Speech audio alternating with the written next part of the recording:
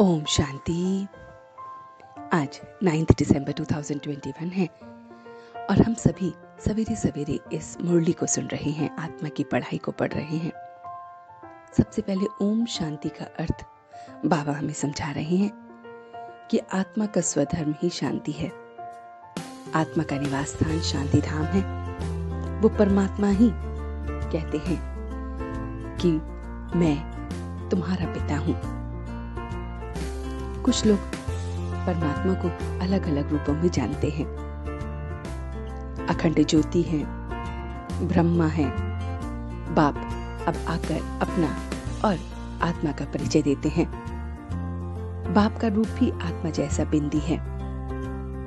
पतित पावन आकर हमें पावन बनाते हैं। वही लिबरेटर है, वही रहमदिल है। आत्मा अविनाशी है।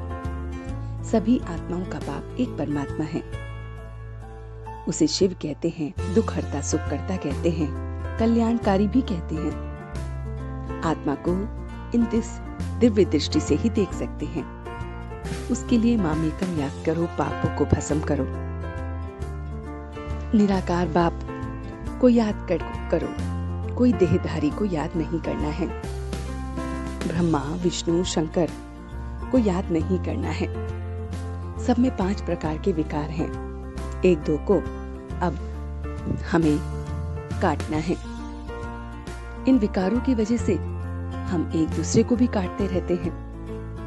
कोई भी मनुष्य को इस समय ये पता नहीं, ना आत्मा का ना परमात्मा का रियलाइजेशन ही नहीं है। बच्चे अभी सभी राज को जानते हैं। ये नर्क है, विशियस वर्ल्ड है। गृहस्थ में रहते हमें कमल पुष्प समान बनना है।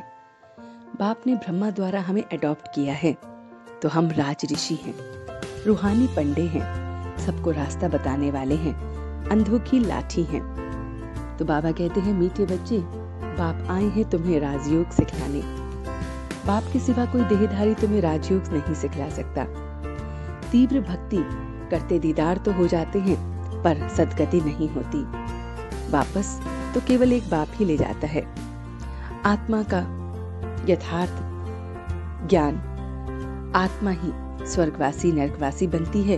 ये सब इस कल्याणकारी पुरुषोत्तम युग पर परमात्मा देते हैं। तो सफलता को परमात्मा बर्थ राइट समझने वाले बच्चे ही सदा प्रसन्न चित्त रहते हैं।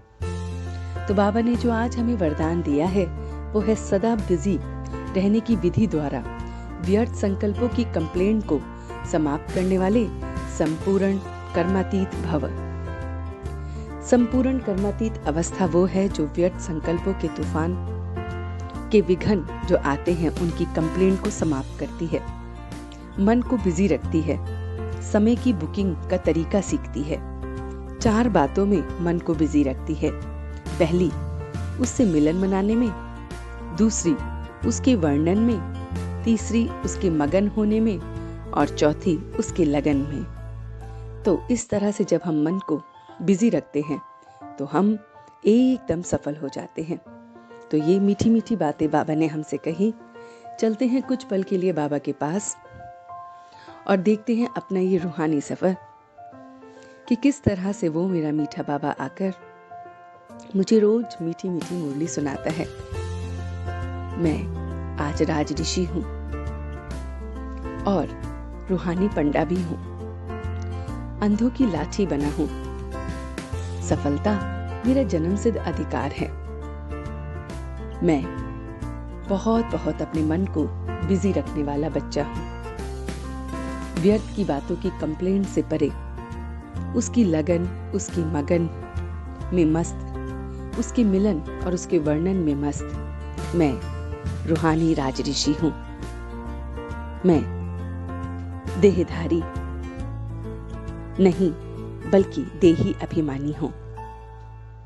मैं मन मना भव के पाठ को पक्का करने वाला रूहानी बच्चा हूं।